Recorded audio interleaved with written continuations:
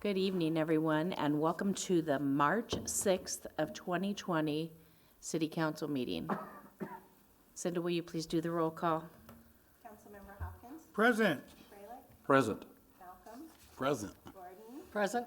Crocker, Present. Gendrich, Present. Brackett. Present. 7 present, 0 absent, Your Honor. Thank you. Will you please join me in saying the Pledge of Allegiance?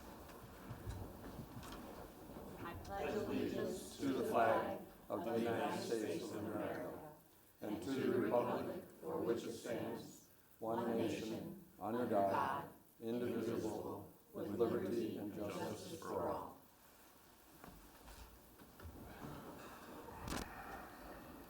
Well, thank you, everyone, for coming out on this very windy day. We have a full agenda, so we're going to go ahead and get started.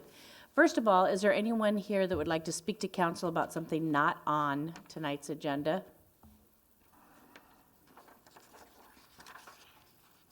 There's a second round for Mr. Roth, if you'd go up there, it's okay. get this first. Okay, thank you. And just state your name and address, and then talk, so the folks at home can hear what you're saying. Roger Roth, Park House. That's the missing one. Murphy's Law attacked us the last time, so I got another copy for the city council. Thank you. Thank you.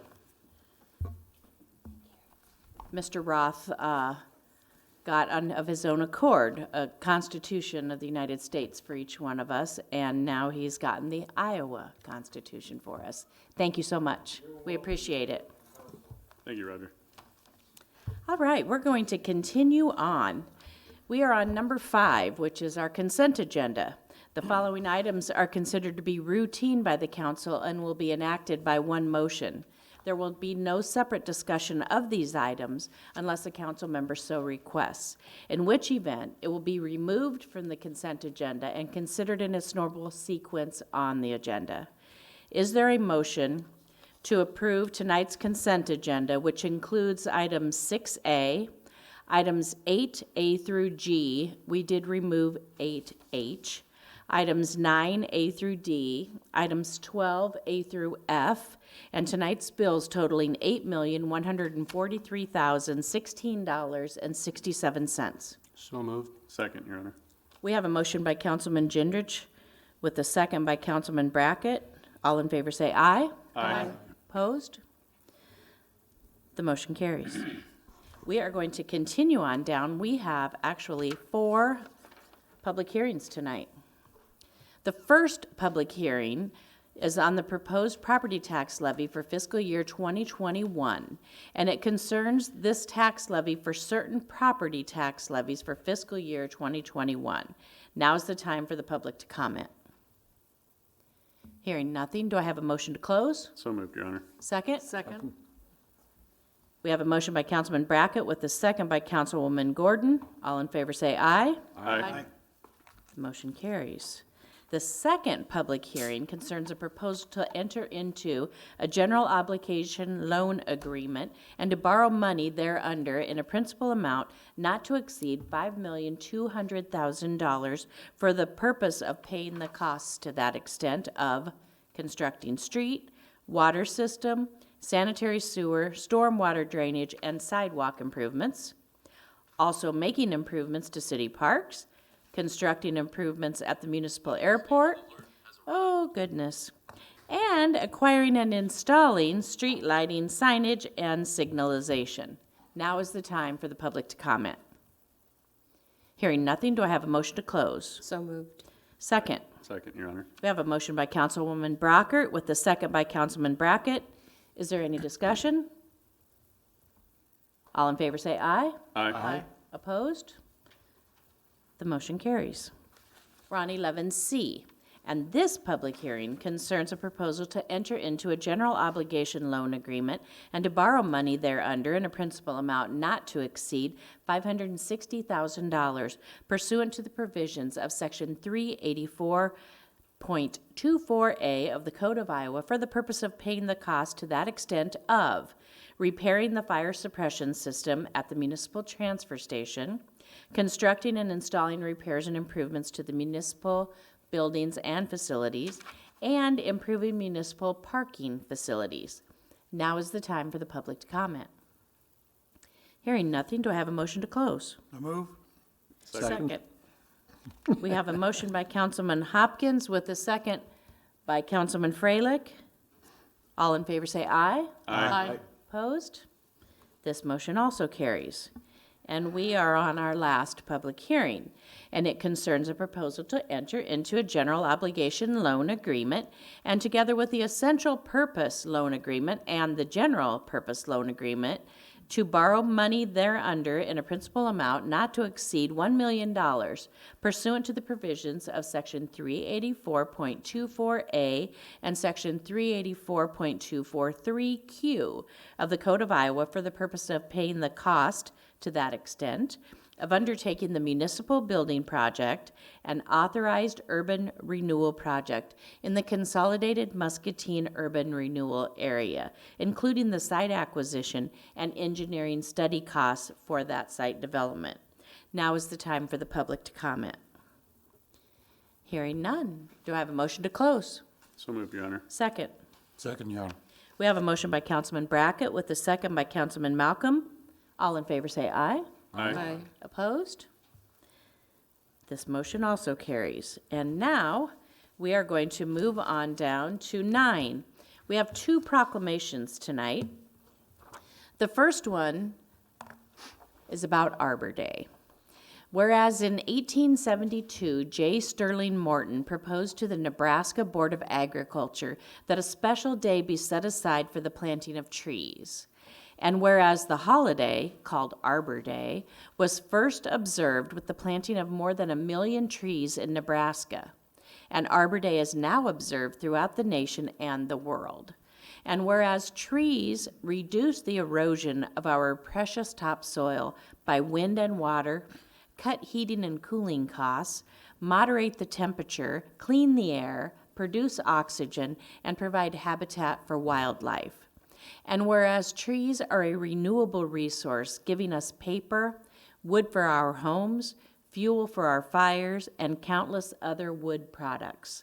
And whereas trees in our city increase property values, enhance the economic vitality of business areas, and beautify our community. And whereas trees, wherever they are planted, are a source of joy and spiritual renewal. And whereas Muscatine has been recognized as a Tree City USA by the National Arbor Day Foundation and desires to continue its tree planting practices. Now therefore I, Diana Broderson, Mayor of the City of Muscatine, do hereby proclaim April 24 of 2020 as Arbor Day, the City of Muscatine, and I urge all citizens to celebrate Arbor Day and to support efforts to protect our trees and our woodlands, and further, I urge all citizens to plant trees to gladden the heart and promote the well-being of this and future generations. Does anybody from Parks and Rec wish to speak about Arbor Day? Please come up.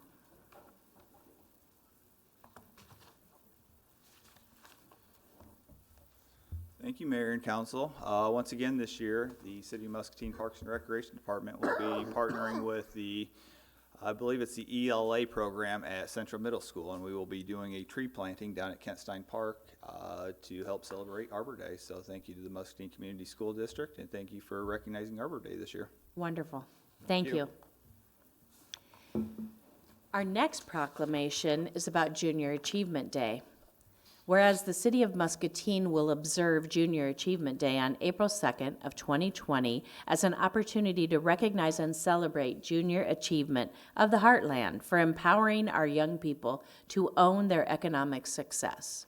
And whereas junior achievement of the Heartland's educational contribution equips our young people to become the next generation of productive employees and self-sufficient citizens to ensure the economic prosperity of Muscatine.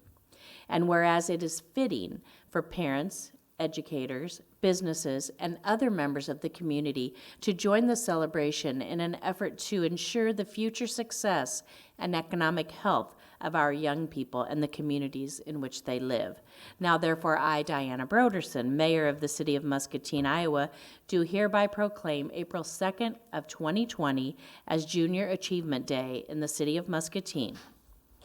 And we have with us Mark Post. If you would come up to the podium.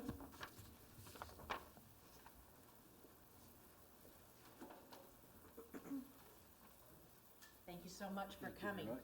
Give you this and allow you to say a few words about your project. It is on. Oh, good. Good evening, and thank you so much for, on behalf of JA, for declaring April 2nd JA Day. I will say that almost everything that I had prepared to say, you said more elegantly than I could. And so, in deference to Mr. Jenkins, I would like to just say once again, thank you very much. It is very, very much an important thing that we be recognized in the community.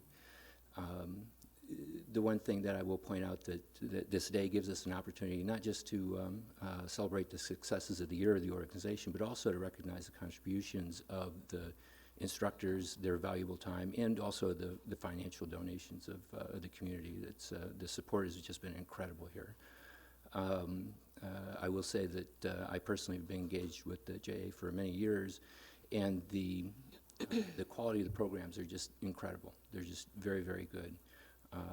I've had the pleasure of working with quite a few of the high school students in one of the programs that they run, and the level of the program is on par with what I would expect from an MBA program. These kids, they come out of these programs really understanding the business world. So, in conclusion, thank you very much. I will leave you with one statistic, because I know Greg doesn't want to hear a bunch of statistics. I was listening. I heard bets about when we were going to be able to tie this up. Anyway, it's been fairly well documented that JA alumni are more successful in life than those that are not. And I think that correlation is not causation. I'll be the first to point that out, but it is food for thought. So thank you very much. Thank you so much. We're very pleased to be able to support the program. Thank you. Thank you. We are going to continue with our agenda tonight. We are moving down to 11A. We have presented for City Council's consideration a resolution approving the maximum property tax dollars for certain property tax levies for fiscal year 2020 and 2021. Senate File 634, approved in 2019, requires that all cities pass a resolution establishing their maximum property tax dollars for certain levies prior to adoption and certification of the final budget.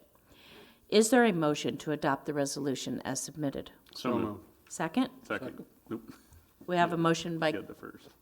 Councilman Gendrich with the second by Councilman Freilich. Oh, Hopkins. You're all speaking at once. Is there any discussion? Hearing none. Councilman Hopkins, how do you vote? Aye. Councilman Freilich? Aye. Councilman Malcolm? Aye. Councilwoman Gordon? Aye. Councilman Brackett? Aye. Councilman Gendrich? Aye. Councilwoman Brockert? Aye. The resolution is adopted with all ayes. And we are on 11B. And tonight we have presented for City Council's consideration a resolution setting a public hearing on March 19th of 2020 for Amendment Number 1 to the fiscal year 1920 budget. This resolution will amend the 1920 budget to the revised estimate amounts considered by the City Council during our recent budget review process. Is there a motion to adopt the resolution as submitted? So Moved, moved. Your Honor. We have a motion by Councilwoman Gordon. Do I have a second? Second. Your And Honor. a second by Councilman Brackett. Is there any discussion? Hearing none. Councilman Hopkins, how do you vote? Aye. Councilman Malcolm? Aye. Councilman Freilich? Aye. Councilwoman Gordon? Aye. Councilman Gendrich? Aye. Councilman Brackett? Aye. Councilwoman Brockert? Aye. The resolution is adopted with all ayes. And we are on 11C. Presented for City Council's consideration is a resolution setting a public hearing on March 19th of 2020 for the approval of the fiscal year 2021 City of Muscatine budget. Prior to any formal action by the City Council to approve this budget, a public hearing is required. Is there a motion to adopt the resolution as submitted? So moved, Your Honor. Second? Second, Your Honor. We have a motion by Councilman Freilich with a second by Councilwoman Brockert. Is there any discussion? Hearing none. Councilman Brackett, how do you vote? Aye. Councilman Gendrich? Aye. Councilwoman Brockert? Aye. Councilwoman Gordon? Aye. Councilman Malcolm? Aye. Councilman Freilich? Aye. Councilman Hopkins? Aye. The resolution is adopted. And we are on 11D, and this resolution concerns the public hearings we had for B, C, and D. And it is in consideration of this resolution taking additional action on the proposals to enter into general obligation loan agreements, combining loan agreements, setting the date for the sale of general obligation corporate purpose bonds, Series 2020, authorizing the use of a preliminary official statement in connection therewith, and providing for the levy of taxes to pay the same. Do I have a motion to adopt the resolution as submitted? So moved, Your Honor. Second. Second, Your Honor. We have a motion by Councilman Brackett with a second by Councilwoman Gordon. Is there any discussion? Hearing none. Councilman Hopkins, how do you vote? Aye. Councilman Freilich? Aye. Councilman Malcolm? Aye. Councilwoman Gordon? Aye. Councilwoman Brockert? Aye. Councilman Gendrich? Aye. Councilman Brackett? Aye. The resolution is adopted. And we're on 11E. Presented for City Council's consideration is a resolution relating to the financing of certain proposed projects to be undertaken by the City of Muscatine, Iowa, establishing compliance with reimbursement bond regulations under the Internal Revenue Code. This resolution concerns the purchase of the former Come and Go property located at 5th and Cedar Street. Do I have a motion to adopt the resolution as So submitted? moved, Your Honor. Second. Second, Your Honor. We have a motion by Councilman Malcolm with a second by Councilman Brackett. Is there any discussion? Hearing none. Councilman Hopkins, how do you vote? Aye. Councilwoman Gordon? Aye. Councilman Freilich? Aye. Councilman Malcolm? Aye. Councilman Gendrich? Aye. Councilwoman Brockert? Aye. Councilman Brackett? Aye. The resolution is adopted with all ayes. We're on 11F, and we have presented for City Council's consideration a resolution committing to support an application to the State of Iowa for workforce housing tax credits for the proposed steamboat development project. Is there a motion to adopt the resolution as submitted? So moved, Your Honor. Second. Second. We have a motion by Councilman Brackett with a second by Councilman Gordon. Is there any discussion? Hearing none. Councilman Brackett, how do you vote? Aye. Councilman Gendrich? Aye. Councilwoman Brockert? Aye. Councilman Hopkins? Aye. Councilman Freilich? Aye. Councilman Malcolm? Aye. Councilwoman Gordon? Aye. The resolution is adopted. And we are on 11G. And we have presented for City Council's consideration a resolution to committing to support an application to the Iowa Finance Authority by the Ales, I always say it wrong, first and last, for housing tax credits for the proposed steamboat development. Is there a motion to adopt the resolution as submitted? So moved. Second. Second. We have a motion by Councilman Hopkins with a second by Councilman Brackett. Is there any discussion? Hearing none. Councilman Malcolm, how do you vote? Aye. Councilwoman Gordon? Aye. Councilman Freilich? Aye. Councilman Hopkins? Aye. Councilwoman Brockert? Aye. Councilman Brackett? Aye. Councilman Gendrich? Aye. The resolution is adopted. And we are now on 11H. Presented for City Council's consideration is a resolution setting a public hearing on declaring certain property as surplus. The city has been approached regarding the possible sale of approximately 29.09 acres of land on 41st Street of unincorporated Muscatine County, currently owned by the City of Muscatine. The City of Muscatine has had no active use for these parcels for a number of decades.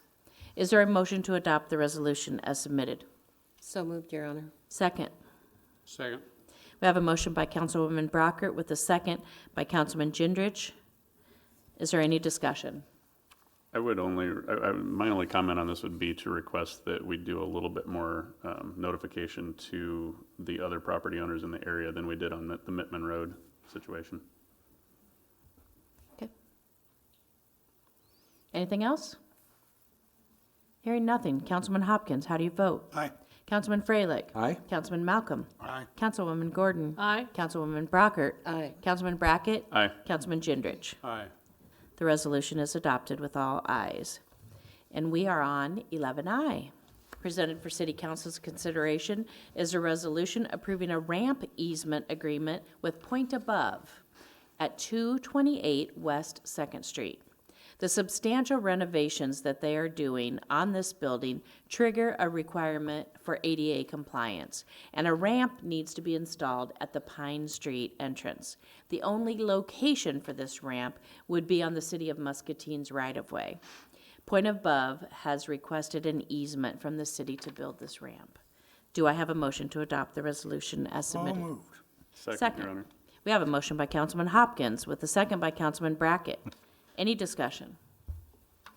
Hearing none. Councilman Brackett, how do you vote? Aye. Councilman Gendrich. Aye. Councilwoman Brockert. Aye. Councilman Hopkins. Aye. Councilman Freilich. Aye. Councilman Malcolm. Aye. Councilman Gordon. Aye.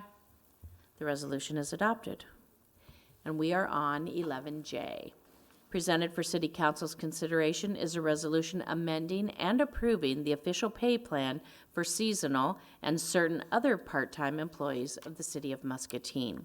Do I have a motion to adopt the resolution as submitted? So moved, Your Honor. Second. Second. We have a motion by Councilman Freilich with a second by Councilwoman Gordon. Any discussion? Hearing none. Councilman Hopkins, how do you vote? Aye. Councilman Freilich. Aye. Councilman Malcolm. Aye. Councilwoman Gordon. Aye. Councilwoman Brockert. Aye. Councilman Gendrich. Aye. Councilman Brackett. Aye. The resolution is adopted with all ayes. We're on 11K. We have presented for City Council's consideration a resolution to amend the non-union pay plan for FY 1920. This amendment includes the addition of a full-time right-of-way inspector to pay grade 4 and the addition of an athletic facilities supervisor to pay grade 5. Is there a motion to adopt the resolution as submitted? So moved, Your Honor. Second. We have a motion by Councilman Brackett with a second by Councilman Freilich. Is there any discussion? Yes, My sheet says fiscal year 2020, 2021. it was actually an error. So they want to make this adjustment right now, and we are currently in fiscal year 1920. Okay. So it was a mistake there. But thanks for calling that to the attention. Any other discussion? Councilman Brackett, how do you vote? Aye. Councilman Gendrich. Aye. Councilwoman Brockert. Aye. Councilwoman Gordon. Aye. Councilman Malcolm. Aye. Councilman Freilich. Aye. Councilman Hopkins. Aye. The resolution is adopted with all ayes. And we are now on 11L. And we have presented for City Council's consideration a request to approve a letter of understanding between the City of Muscatine and Bonesack and Fromelt for the fiscal year 1920 audit. Audit procedures require a letter of understanding be signed by the auditors and the city every year. Is there a motion to approve the request as submitted? So moved. Second, Your Honor. We have a motion by Councilman Gendrich with a second by Councilman Brackett. Is there any discussion? Hearing none. All in favor say aye. Aye. Aye. Opposed? The request is approved. And we are on 11M. And we have presented for City Council's consideration a request to reduce the time to remove traffic signals at Hershey and Main. Staff recommends that the traffic signals be covered for a period of 3 months, starting March 31, and the signals and poles be then removed after June 30th. Do I have a motion to approve the request as submitted? So moved. I'll second Any discussion, or, It'll be after we do this part. okay, sorry. Who made the motion? Councilman Hopkins, and Councilman Brackett seconded it. Do we have discussion? Go ahead, John. Well, I just wanted to ask Jim, I guess, what prompted the boost in the timeframe?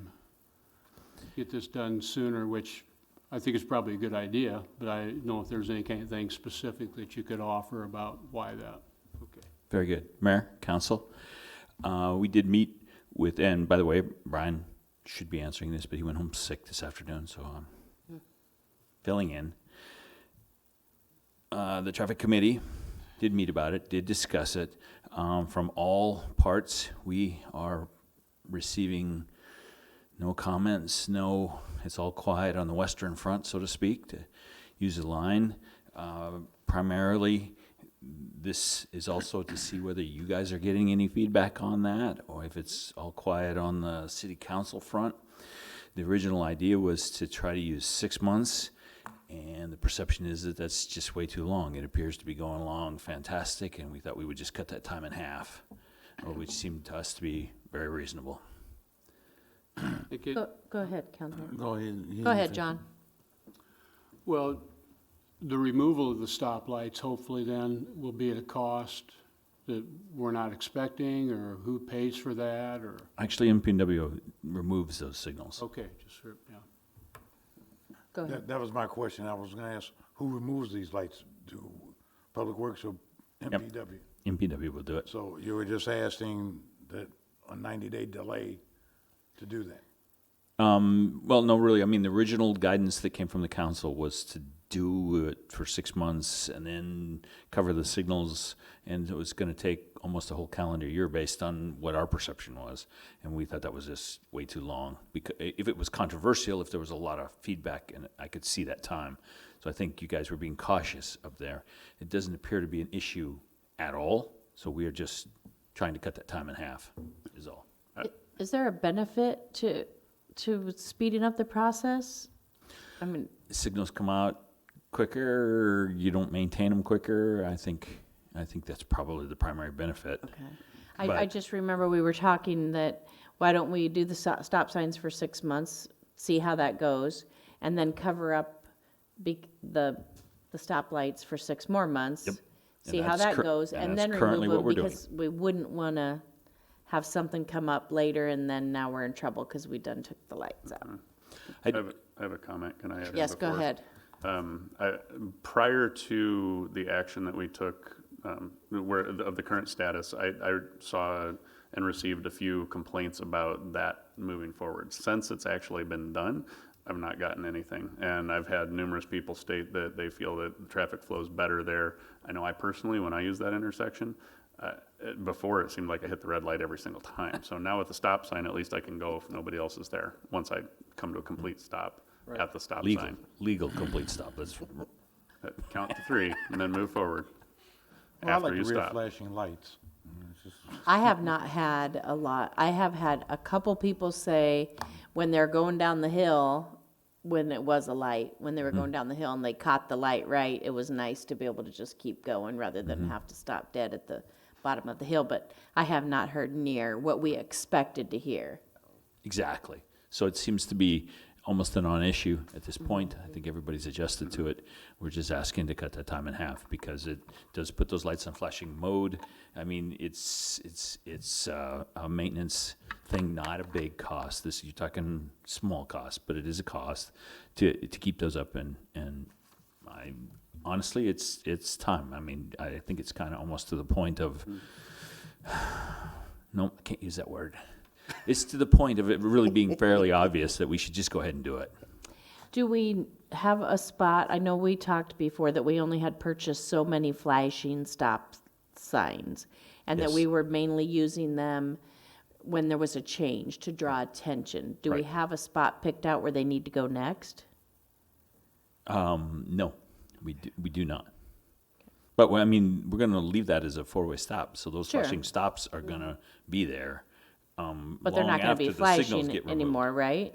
No, the flashing part of it is the signals. The overhead signals are on flashing red. Right. So, I thought we had flashing lights around the stop sign itself. but they do. Yes. There's those new ones, yes. But aren't those the ones that we move to another spot when we need them? Yes, but they Okay. will stay where they are for the foreseeable future. Okay. All right. Any other Anything question, else? comments? All right, Okay. thank you. Sounds good. All in favor say aye. Aye. Opposed? Request is approved. And we are now on 11. N. I was going to move us down to O. We have presented for City Council's consideration a request to approve a school resource agreement between the City of Muscatine and the Muscatine Community School District and the Muscatine Police Department. This agreement provides for 2 school resource officers for 2021, 21-22, and 22-23. Is there a motion to approve the request as submitted? So moved. Second. Second. We have a motion by Councilman Freilich with the second by Councilwoman Gordon. Any discussion? I'm sorry. It was by Councilman Malcolm There you go. with the second by Councilwoman Gordon. I know we look a lot alike. And we don't sound alike, so it wouldn't be that one. Any discussion? You got the right haircut. All in favor say aye. Aye. Opposed? The request is approved. And we are now on 11O. Presented for City Council's consideration is a request to approve a purchase agreement for the acquisition of the property located at 501 Cedar. Acquisition of this property will provide replacement parking for the public safety building that was lost due to the county general services building project that's going up right now. Is there a motion to approve the request as submitted? So moved. Second, Your Honor. We have a motion by Councilman Hopkins with a second by Councilman Brackett. Any discussion? All in favor say aye. Aye. The request is approved. 11P. Presented for City Council's consideration is a request to approve entering into a contract with Nell Rod Company for the completion of a physical needs assessment and energy audit to facilitate the development of the Muscatine Municipal Housing Agency's 5-year plan as required by the U.S. Department of Housing and Urban Development. The cost of the services is $9,799 and will be paid for with the Public Housing Fund. Do I have a motion to approve the request? So moved, Your Honor. Second. Second. We have a motion by Councilman Brackett with a second by Councilman Freilich. Is there any discussion? All in favor say aye. Aye. Opposed? The request is approved. And we are on 11Q. We have a request to approve hiring the recruitment firm for the new city administrator. The firm chosen is GovHR. Their proposal is attached to the agenda. If you go on the Muscatine City's website and click on item 11Q, you can scroll down and find the proposal by GovHR. Their approximate fees are $22,500. Do I have a motion to approve the request as submitted? So moved, Your Honor. We have a motion by Councilwoman Brockert, a Second. second by Councilman Brackett. Is there any discussion? The only thing I wanted to mention is we had hoped that GovHR would be notified tomorrow. I think Stephanie was going to do that, but she's on vacation. You're going to do that, Cinda. Perfect. We have moved ahead the timeline as much as we possibly can, so we can move forward more quickly. All right. All in favor say aye. Aye. Opposed? The request is approved. And we are on 11R.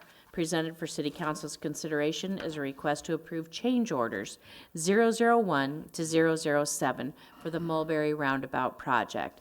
These change orders are for payment of additional work for multiple items requested during the project that were related to unknown underground conditions. Do I have a motion to approve the request? So moved. Second, Your Honor. Okay, I have a motion by Councilman Gendrich with a second by Councilman Brackett. Any discussion? Yes. I'd just like to know what the change on the traffic, this seems like a large amount, and specialty signs, what those cover.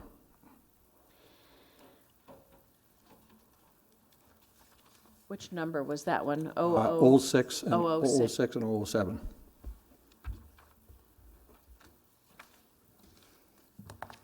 Mayor, council. So the question was on the traffic change, so the 06, 6 07, yeah. and 007, especially this, yes, those are big numbers. Yeah.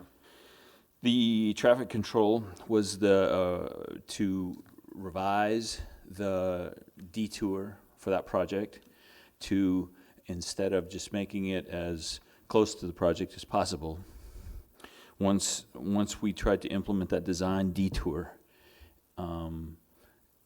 there was all sorts of confusion that occurred, and the streets department felt very strongly and adamantly that what we should do is just go back to the detour that happens when the high water closes Mulberry there. And so we had to change what we were doing there. So the stuff was already set up, had to completely revise it. Does So that it, cost $14,000 is my question? yes, it does. I guess I'd like a little more explanation on why it costs so much to do that. We have asked and we have tried to negotiate that number, and I can provide you the invoice from the subcontractor for that. I'd like to see that. Okay? I will get it for you. The specialty signs. There have been a request for a great many specialty signs to, I'll make a note, to identify businesses down there. And so every time a business requests something there that has to do with a specialty sign, we need to go get a specialty sign manufactured, or the contractor does, and get it put up down there. And those costs were substantial. Is that going to cover the whole Second Street as far as any time that there's a change on construction? Or is this price including those? Any additional signs? Say it another way. I'm not sure I understand. Okay, when we get on Second Street, when we start doing the Second Street project, Okay. and there's going to be more changes in construction, are those signs going to be covered under this cost? No, because that's a completely, totally separate, different project. So the sidewalk is Second Street is a completely separate project.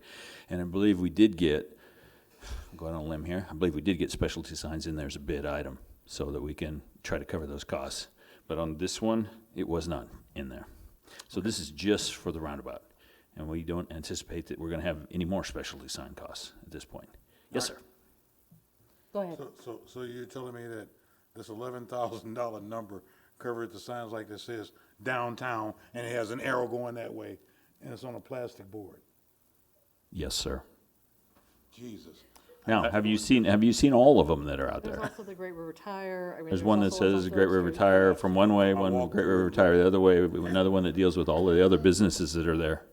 I would like to interject just Go on ahead. that to request, can we get a list of where all the signs are located at?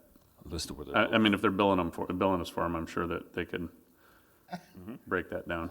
Because I agree, that's a pretty high number, and Yes, it is. so. All right, we can get you a list of, was it a list of signs or where they're A at? list of the signs and where they are. And their cost per sign. Might as well get it all, just because, I mean, 11 grand for Plastic signs. plastic signs. This is It wasn't downtown. branded, I understand. Well, they're not branded or anything, they're just like, It doesn't even have a city Understand. flag on it. What is that? It's generic. so. Thank you, Jim. All right, thank you. Anything else? Okay. We'll look for more information from Jim, but in the meantime, do I have a motion to approve? Or, well, we already did. All in favor, say aye. Aye. Opposed? The request is approved, and we'll get some more information down the road. We have now 11S, presented for City Council's consideration as a request to approve change orders 004 to 011 for the West Hill Sewer Separation Phase B project. These change orders are for payment of additional work for multiple items requested during the project. This is the end of the change orders for this phase of the contract. Do we have a motion to approve the request? So moved. Second. Second, Your Honor. We have a motion by Councilwoman Gordon with a second by Councilman Brackett. Any discussion? Yeah, I'm curious about the golf cart rental. We have a golf course, they could have got some from us. I believe that was for a family that was having trouble getting to their house. Really? Yeah, for $6,000, you could buy that, but I'm just. I don't believe that Rich would have wanted any of his golf carts being used the way we were abusing them. Golf courses. Yeah, but you could rent it to us for less than $6,000. But they're not there. And again, when you rent something like that, and you rent it for months on end, and you have to run it through a general contract like that, you not only pay for the rental, but you pay the 10% profit on top of that. So it's a little bit more expensive, yes. But I don't believe, because we inquired with the renter, the person that provided that, you know, what the price was going to be to just go ahead and buy them, and the price was way over this. So I don't know what golf carts you're buying, but we couldn't purchase them for that. Yeah, but It's too- my friend Rich could have rented you one. Thank you, Jim. All right, I'm just kidding, that's outrageous. did I hear? Yeah, I've got a quick question, because like you said, this is the final change order Yep. list, Yes. which is awesome, and it's 50 grand. And of the total project, do you feel that we're over, like what you would normally think would be the project overage or changes, percent-wise? God, I was hoping you were going to ask that question.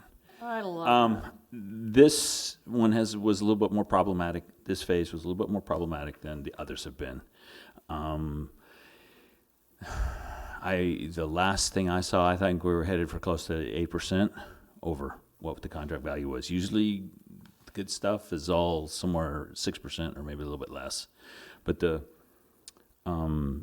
biggest increase there was, it had to do with change order 8. I mean, there was some definite things that we changed our mind on, and then it had to do with the utilities. Because that's so close to the large brick combined sewer interceptors, some of those homes were straight down into those. And on a couple of homes, we had to completely go inside in the basement, redo the plumbing, et cetera, et cetera. So there was more of that on this contract than the usual animal. So you usually hit for about 6% or try to, well, you want to hit That's- 0, Yeah, but that's unrealistic. not on the sewer separation stuff. Well, it not isn't. on pretty much Yeah. any project. Yeah. Yeah. So, I mean, 6% is a number that I would celebrate. So 50 looks big here, but when you look at the total cost of the project, Yeah. okay. I was just interested in what you normally target. Okay. Councilman Freilich. I got one question on the stakeless grading model. What is that and how does that work? I'm glad you asked that, because I get to do a little bit of clarification on that first. You mind, and then I'll tell you what it is. 15 grand. All right. So that is a little bit of an experiment, because we thought we could save ourselves survey staking costs, where you actually go out and put points every 25 feet, because the concrete paving companies these days are getting equipment that run off of total station survey equipment. And so if you create a model, an electronic model, in file, you can load that into those total stations. There's receptors on the paving equipment, and as they go along, they get that signal, and that machine just follows the model that's in there, and you don't have to pay for the surveying to do all that staking. Now, we really had identified what we thought was going to be a substantial savings by doing this. First try, it cost us $15,000 to do the model, and we saved $17,000 in survey costs. I'm not sure that I'm going to really call that a victory, but it's on the first try. I think we will get better at it if we try it again. So hopefully that answered what the Is that a model is. computer model then? Yes, Strictly it's computer a model? computer file that has irregular triangulated network on it that actually looks like what the road's going to look like. And it, So it was a $2,000 savings, is what you're saying? yes, and I must always put the word estimated on that, because there's no way I can prove that for exactly sure. I can just show you what we underran the survey contract, and it was $17,000. Anyone else? Thank you, Jim. Thank you. All in favor, say aye. Aye. The request is approved. We're on 11T, presented for City Council's consideration as a request to approve the issuance of a purchase order in the amount of $45,000 to Todd Hackett Construction for the installation of the new Weed Park modular restroom. 4 bids were received, with Todd Hackett being the lowest. There's $45,000 budgeted for this phase of the project. Do I have a motion to approve the request? So moved, Your Honor. Second. Second, Your Honor. We have a motion by Councilman Freilich with a second by Councilman Brackett. Any discussion? We've been waiting a long time for Yeah. these. Very All in expensive favor, toilet. say aye. Aye. The request is approved. We're on 11U. Presented for City Council's consideration is a request to approve the issuance of a purchase order in the amount of $9,407 to Slide Care for the maintenance of the Aquatic Center water slides. 3 bids were received. Slide Care was the lowest, and they do have $10,000 budgeted for the expense. Do I have a motion to approve the request? So moved, Your Honor. Second. We have a motion by Councilman Brackett with a second by Councilman Hopkins. Any discussion? All in favor say aye. Aye. Opposed? The request is approved. And we are on 11V. Presented for City Council's consideration is a request to approve the issuance of a purchase order in the amount of $47,850 to Van Wall Equipment for the purchase of a 2020 John Deere 6500A E-Cut Fairway Mower. 4 bids were received, with Van Wall being the lowest. There's $60,000 budgeted. Do I have a motion to approve the request? So moved, Your Honor. Second. Second, Your Honor. We have a motion by Councilman Freilich with a second by Councilman Malcolm. Any discussion? All in favor say aye. Aye. Opposed? The request is approved. And we are on 11W. We couldn't quite make it to Z, could we? 11W, we have a request by Councilmember Brackett to direct staff to prepare a change to city code to strike Title VI, Police and Public Safety, Chapter 9, Keeping of Pit Bulls from the city code. So we have a consideration for this request. Do I have a motion to approve it? So moved, Your Honor. Second. Second. We have a motion by Councilman Brackett with a second by Councilman Hopkins. Do I have any discussion? Yes. Your Honor. I have a problem with this, a small problem. The breed is a catch breed. It's designed for hunting, attacking large animals such as hogs, and for fighting. That's what they were bred for. Statistically, 51% of all attacks in the United States since 1982 have been pit bulls. There are, 389 deaths from pit bulls since that time. I have a problem with that. 51%, that's my comment. Thank you. Anyone else? Yes. Go ahead. I too think we need to discuss this at length before we do anything as far as directing city staff to change the code. I know that there are many folks who love their pit bulls, and more power to them, but there are just as many folks who maybe don't speak up quite so loudly who are scared to death of them. I would say that one of the things that I thought this would be able to do is this is a very simple strike of the code. So it will still have to go through multiple readings to take effect, and that would be, I think, the appropriate time then for the different groups and agencies that feel that a need to speak one way or the other about this to make that. You know, if this was something where we were asking them to author something, then I think maybe some additional upfront discussion might make sense. But this is a very specific section of the code that is either there or it isn't there. And breed bans, breed-specific bans are dropping all over the country. A lot of the statistics that come out about pit bull, that claim to be pit bull statistics are coming from dogsbite.org, which is a website that is just a fanatical website that is along the lines of other organizations that I won't mention because I don't want to get slandered, but that particular one, I will absolutely say misrepresents the breed and does not speak the truth. They will take a dog bite where it's a mixed breed of unknown origin, and they will automatically assign it to a pit bull. They will take every dog statistic they can find and manipulate it to sound like it was a pit bull. The other thing is, some of the other misconceptions about the dog is that they have some kind of magic ability to bite harder or kill things, better than other dogs. And they are not the strongest dog. They're not a big dog. I mean, if we're going to talk about, maintaining bans, then we might as well just say no dogs over 10 pounds, because anything over that is going to be dangerous in some way, shape, or form. Pit bulls are not a special, killer breed.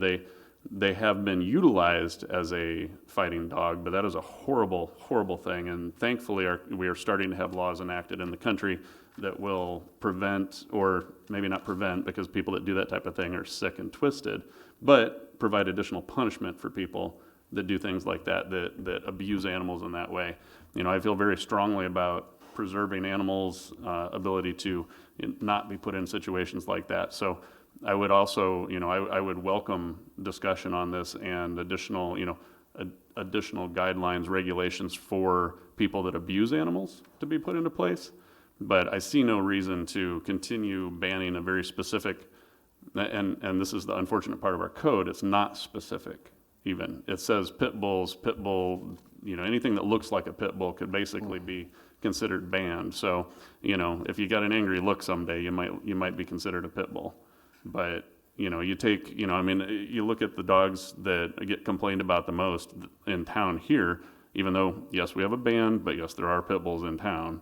The dogs that I see the most complaints about are shepherd-style dogs. I'm not saying German shepherds, I'm saying shepherd-style dogs, that are out running. The most recent dog that we had to have removed from town, that came before us for an appeal, that was a shepherd-style dog. Those dogs actually have a much stronger bite, and they are also bred to be a guard dog. They are bred to protect their property and attack something, that is violating their person's space, essentially, if you want to talk about that type of thing. So I think that, I very much, obviously feel strongly about this. I would like to move it forward and then have, I'm sure that as it catches the news, I will start getting plenty of hate mail, because I did the last time that I talked about pit bulls. You will find people reaching out from all across the country to tell you how you're killing this type of person or that type of person by allowing pit bulls. That is something that will happen, and it is something I've dealt with in the past. I don't normally block people on social media. The only times I've had to block people on social media was when they set up a bot army to come after me and send me all these pictures that who knows what the source was, don't know what it was, don't know where it came from, but they, and hate mail and things like that came across. It will happen, and that is to be expected. But that is the type of person that comes out to speak against this. They're the same type of people that would like to see all pets put to death and people not be allowed to have pets, period. Those are the people that run these organizations. So that's my stance on it. I would like to see this move forward, and then obviously it has to go through multiple readings before a code change can take effect. And maybe there'll be some additions that we could add into for protections for the animals in general, not breed specific. So, thank you. Go ahead. I'd like to just say something, just to confirm, I am in support of the change, but I also want to reinforce that the aggressive dog ordinance does not change. That's still in play, and it's still critical. The problem is we have a cultural change we need here in Muscatine, because we tend to think our dogs are our pets, and we don't have to get them licensed. We don't have to keep them on leash. We can let them run amok sometimes, and not everyone. There's a lot of great dog owners. We have, in theory, 5,000 dogs in town. And it is very difficult to identify a pit bull versus a boxer, okay? And our ordinance does call out 3 breeds specific, because a pit bull is just a category. But we have to reinforce this, and I'm going to be anxious to hear what we have to say from our police officers that have to deal with this, or our animal control. But it's our time to step up, too, and make sure that we are responsible. So I'll get crankier and crankier if this moves forward and people aren't being responsible for their pets, whether it's vetting, making sure they take good care of them, but it's what we need to do. Get this off, but aggressive is still out there. And if you bite, and if it's a human and dog bite, it is reported to public health. It goes against the monthly, is it a monthly meeting? I went on Rich's behalf one time, and I was surprised that it was a record, so.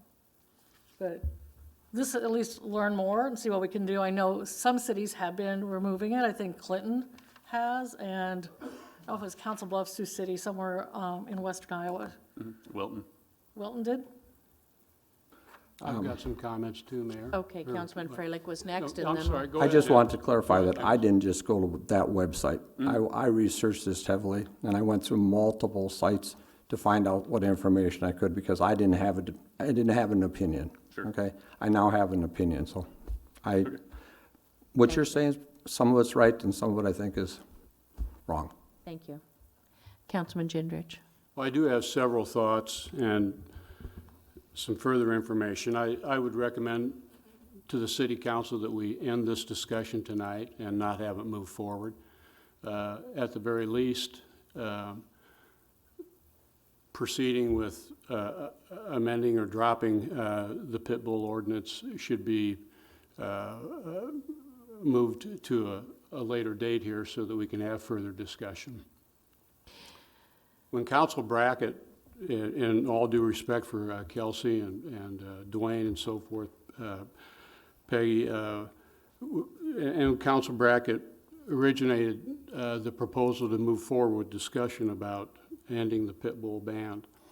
He mentioned a couple of things, and one was the fact that there were 1,000 petitioners, or probably more, that had signed previous petitions. And I respect those petitioners. I think that, you know, the petitions are an excellent way to, you know, to voice to the council and to the community what your feelings are. There's certainly no question about that. But if we have 1,500 people sign a petition that want to end the pit bull ban, I wonder how many people in a community of 22 or 23,000 people would actually like to see the pit bull ban stay in place. Or they have really no feelings about it, but would support it, you know, if they, you know, knew all about some of the dangers of pit bulls. And Kelsey, you know, mentioned also the fact that we have a lot of communities that have banned or have dropped their pit bull ban. But if, you know, further investigation and so forth, there are a lot of communities that maintain their pit bull ban. Somewhere around 80, 85 communities in Iowa are maintaining their pit bull ban. These are my statistics from Wikipedia. 2016, 31 deaths in the United States because of dog maulings, 22 by pit bull. 2017, 40 deaths in the United States because of dog maulings, 26 by pit bull. And this chart that I'm looking at for these statistics have various breeds of dogs that are involved in these attacks. 2018, 36 maulings resulting in death, 24 pit bulls. 2019, 48 deaths, 27 pit bulls. 155 deaths in a 4-year period of time, 99 deaths by pit bull, 64%. 2/3 of the dogs that attacked people in that 4-year period of time and killed people were pit bulls. The largest United States public housing authority in New York City bans pit bulls. All military bases ban pit bulls. I've talked about the communities already that still do institute a pit bull ban. Pit bulls are unpredictable and vicious. They've killed a notable amount of people. Another statistic, 2005 to 2018, 471 deaths due to dog maulings, 66% pit bulls. Add Rottweilers, percentage goes to 76%. Sioux City did drop their pit bull ban. And I have to acknowledge the council member in Sioux City who said that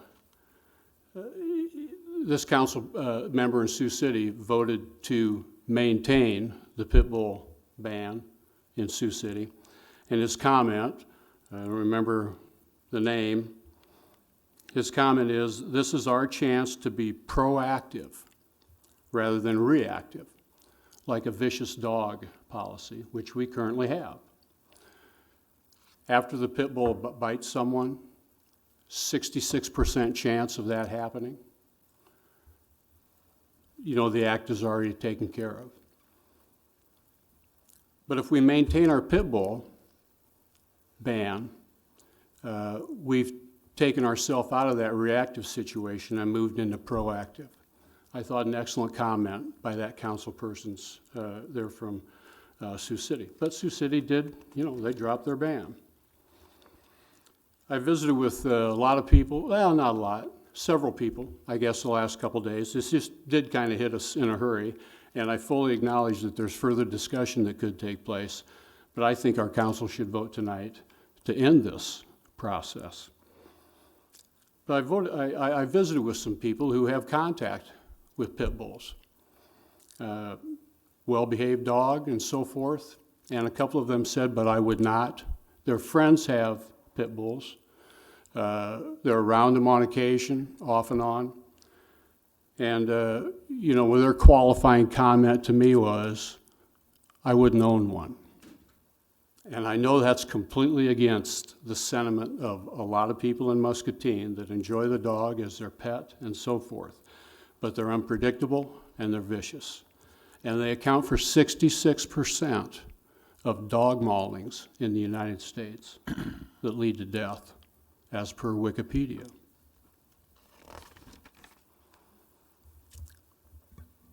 This is a chance for the council to stand on our own, make a decision, in spite of what other communities are doing. I think we need to do what statistics show and what the prudent thing should be to do. I think the pit bull ban should stay intact, and we should move on. I have one more problem. I don't know how we say to the citizens of Muscatine that we are interested in making our community as safe as it can possibly be. When we drop a pit bull ordinance, and pit bulls are responsible for 66% of fatal dog maulings in the United States.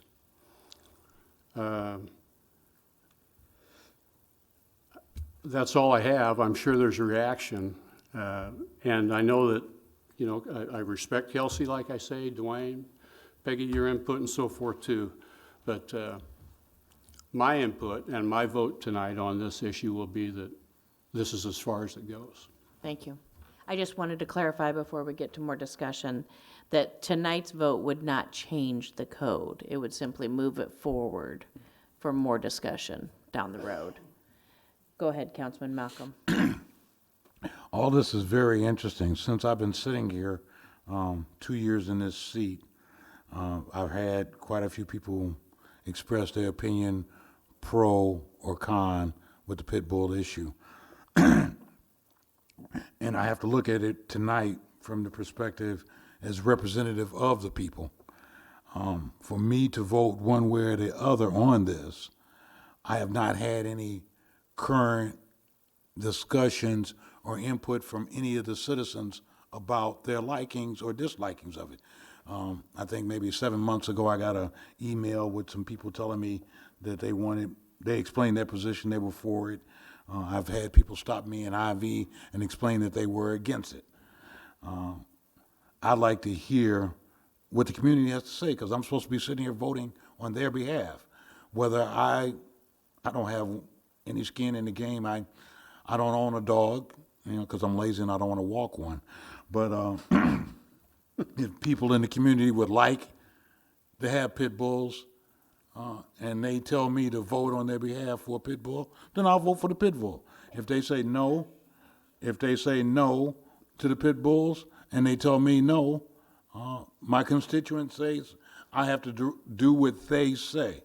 And I think, if anything, I would like to see this tabled to the next meeting and allow the citizens to contact us, either email, calls, whatever, and tell us what we need to hear the voice of the people. It's nice if we want to do things that we think is good one way or the other, but the people that elected us here to do what they need done, and they'll more than happy tell you what they like one way or the other. And that's my just thought. I need to hear from people in the community. Is there anybody here that would like to speak?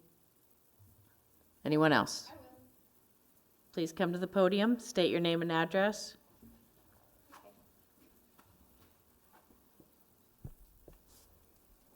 My name is Shelley Servidillo Elias. I live at 609 West 3rd Street, and I am a constituent of Mr. Osmond Malcolm in the 2nd Ward. And I would like to speak to my councilman and tell him what I think about this. I would like to be afforded the opportunity to use my voice and have him vote for me. Thank you.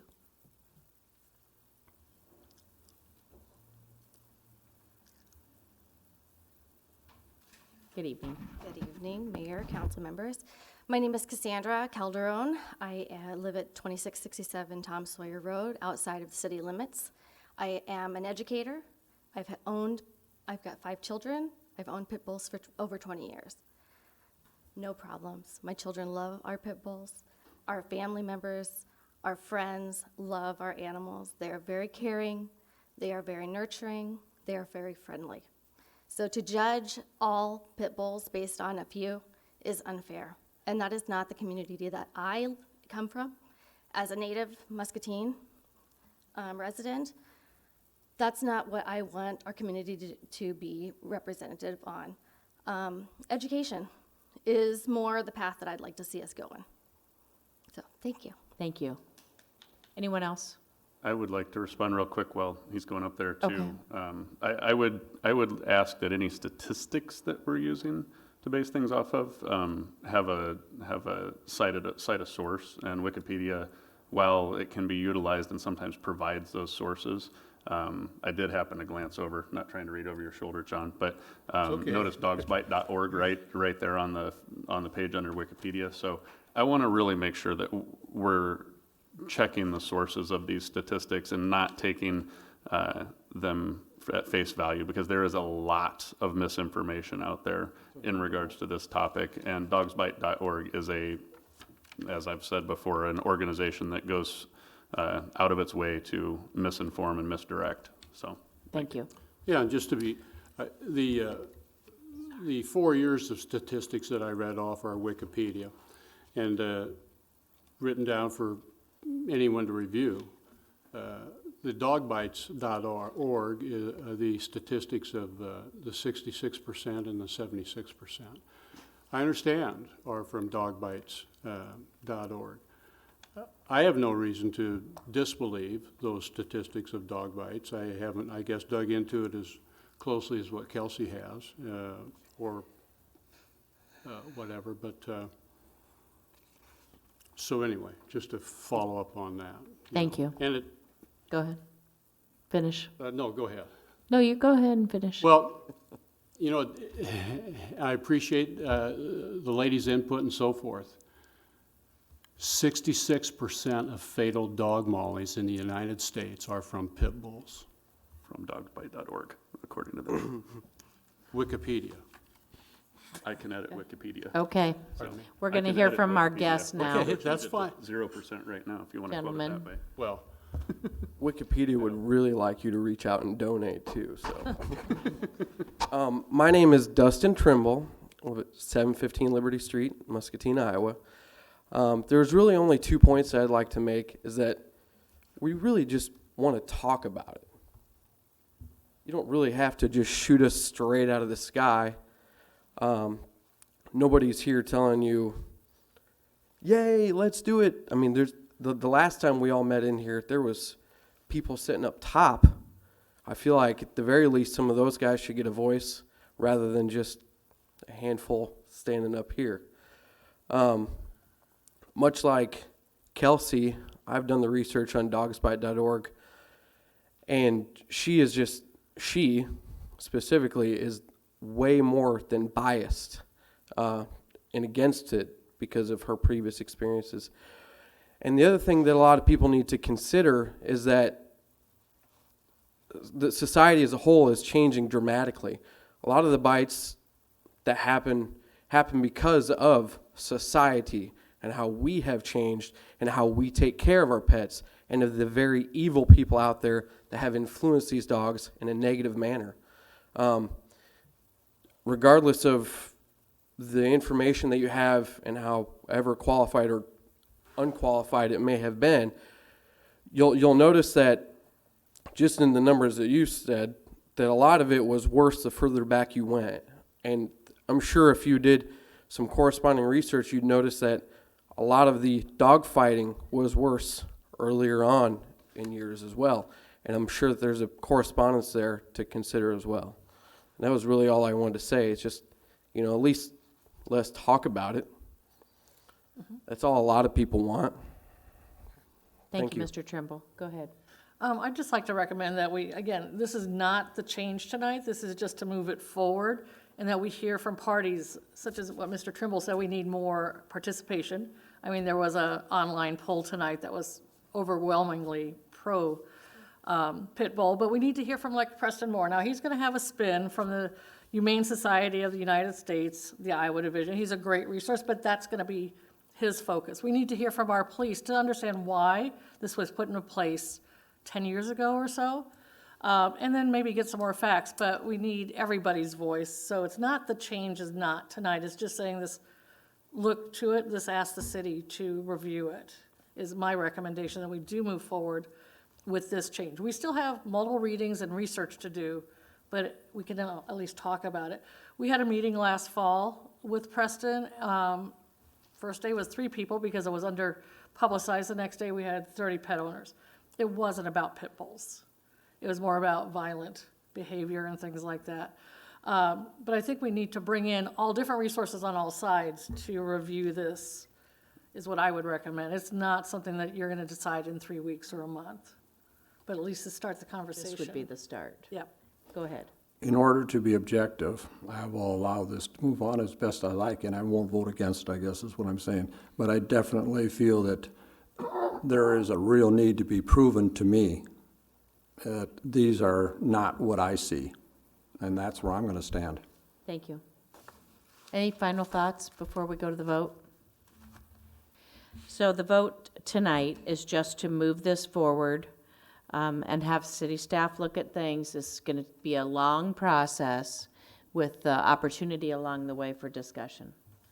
Do I have a motion to approve the request? We have it from Councilman Brackett, second by Councilman Hopkins. All in favor say aye. Aye. Aye. I'm going to do a head count vote to make sure that we have it all. Councilman Hopkins. Aye. Councilman Freilich. Aye. Councilwoman Gordon. Aye. Councilman Malcolm. I'm struggling, Your Honor, but I'll go with an aye. Councilwoman Brockert. Conditional aye. Councilman Gendrich. Nay. And Councilman Brackett. Aye. So the request is approved with 6 ayes, 1 nay. And next we are on 11X, and we are going to have a fantastic presentation on Certified Local Government Annual Report by Mr. Devin Pettit. Mayor, Council, Thank you for coming. Devin Pettit, 618 Walnut Street. I'm the Chair of the Historic Preservation Commission.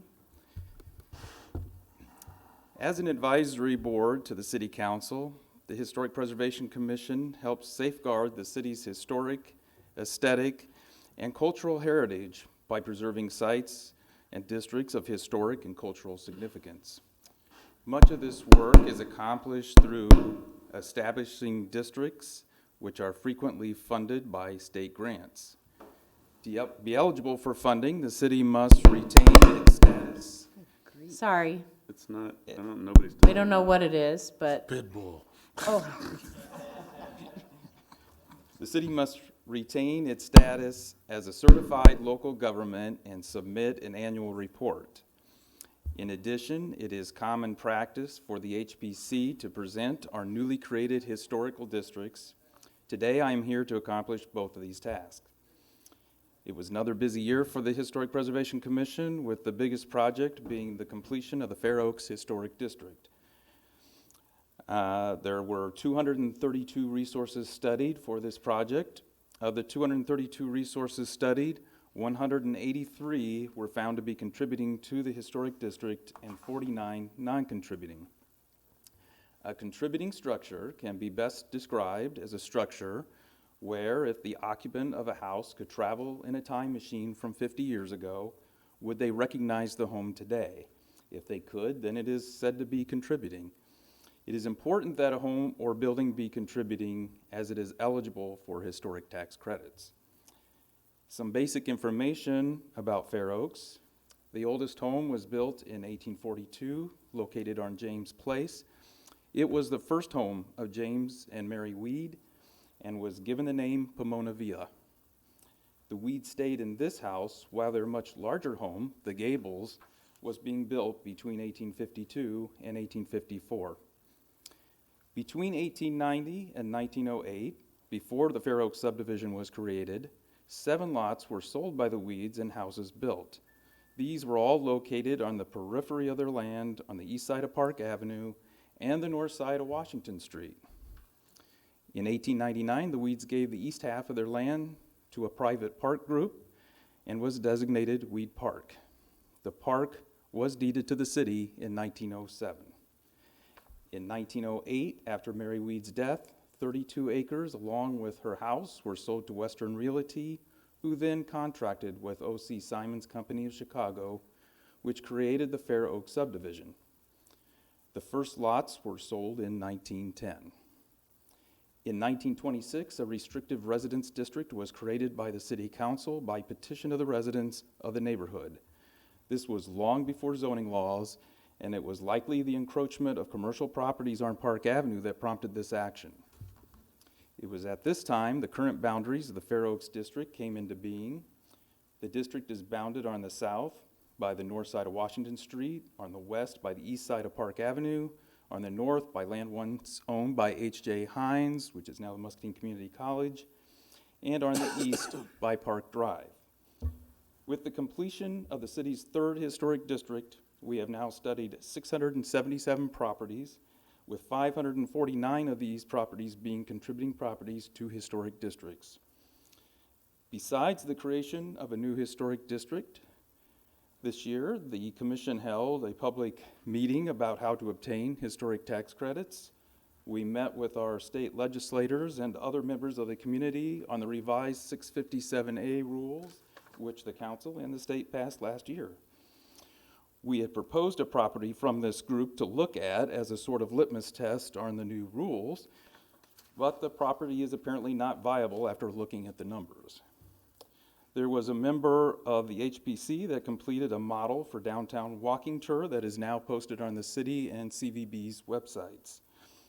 We coordinated with the Friends of Historic Preservation with Preservation Month activities, including preservation awards.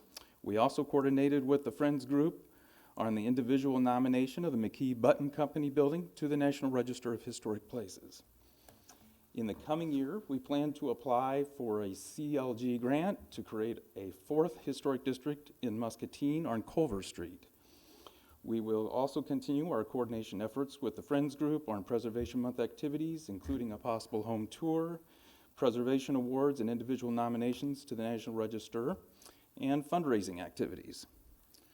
We will also continue efforts along with our legislators on 657A properties and any further refinements of the laws. We will also be helping with the new downtown facade program when it starts later this year. Now, everything I've talked about until now has been positive, but there is a negative thing that is floating around in the State House right now. A workforce development bill, HSB 670, has language in it that would end the 25% historic tax credit for homeowner-occupied residential properties and property occupied as a personal residence. This would end one of the biggest incentives for the commission to create new historic districts, which is one of our main functions as a commission, and to neuter the ones that we've already done, except maybe the downtown district. The HPC has composed a letter to Gary Carlson expressing our disapproval of language in the bill. We are hoping that the City Council would do likewise and send a letter of disapproval. Is there any questions? Thank you so much. Is there any comments or questions for Devin? We really appreciate you coming. Thank you. We'll plan on looking into more on that last item, see what we can do. Do you have, I guess, one question? Yes. Devin, are you going to be there Saturday at the Legislative Forum so you can speak to that bill?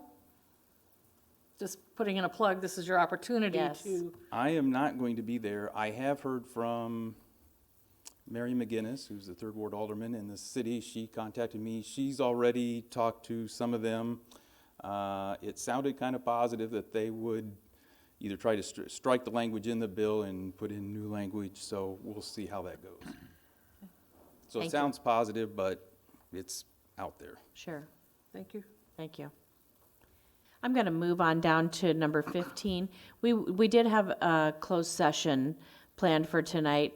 But I've taken that off of the agenda. What we had were a couple of ethics violation complaints, and now I have had a few more from other departments within the city. And we have sought out the work of Michelle Brott with Davis Brown to help us with our former city administrator, all of the end process there, and I think most of you will remember that. So I would, rather than have council, who is ultimately responsible for ethics code in the city of Muscatine, I would like to ask for consensus from the council to have Michelle Brock with Davis Brown, who's already working on this tied-in issue, to take a look at this for us. I would agree. So move, yep.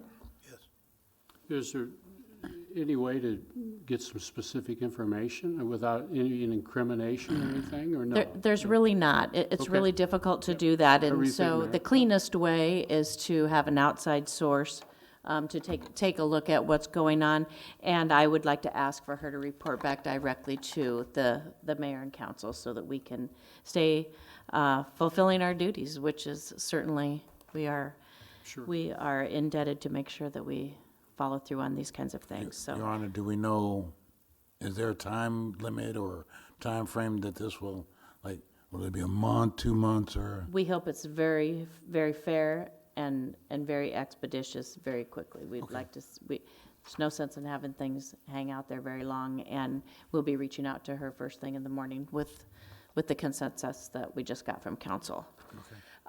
Next on the agenda, we have communications from council members. Councilwoman Gordon, do you have anything tonight? Thank you for putting me on the magic board. I went to my orientation today, and it was exciting. It's really I'm very glad. cool. It is. Yeah, Mark walked me and Nathan through a presentation, and I'm going to geek out on all the data. It's just, Oh, it's you great. will. Yeah, Very good. cool. Thank you. Councilman Malcolm. I have one question probably for the the city administrator, Greg. We have this pending meeting with the county people. Who's putting an agenda together and how soon? I've been contacted by people asking about the agenda, and So it's going to be March 24th. Yes. We have been struggling to find a place, but we think we might be on track with one. We are going to be talking about the levy, our levy that we've been working on for years. You know, flood season is coming up. But as far as a formal agenda, it'll be very slick and smooth, and we'll be getting that out and get it publicized, because it will be an open meeting to everyone. So we'll be getting that out as quickly as we can. But the meeting is going to be March 24th at 7:30. And the agenda and the location will be forthcoming very quickly. thank you, Your Honor. Anything else? No, that's it, Your Honor. Thank you. Okay. Councilman Freilich. Nothing tonight, Your Honor. All right. Councilman Hopkins. Nothing, ma'am. Thank you. Councilwoman Brockert. I would like to give a shout out to Officer Pena Oh, for absolutely. her life-saving efforts on Sunday. From what I've seen, this little guy is going to make a full recovery. And we'll be doing a life-saving award down the road. Good. Very good. Councilman Gendrich. Just a quick reflection I had, thinking about our last council meeting there at the end of February, and the three active citizens who came up and spoke on the parking on Middle Road.